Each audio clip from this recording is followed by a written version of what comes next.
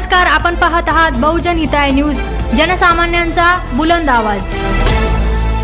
हे सेमिनार घेण्याचा एक मेन उद्देश हाच आहे की वेगळ्या क्षेत्राबद्दल पॅरेंट्सला आणि विद्यार्थ्यांना माहिती होईल।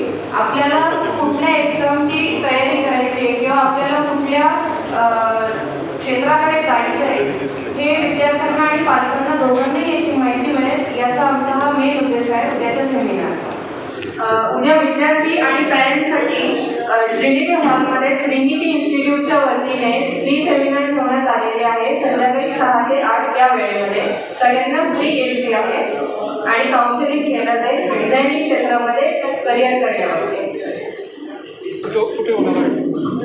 Usmanpura ICT classes Trinity Hall संध्याकाळी 6 ते 8 या वेळेत।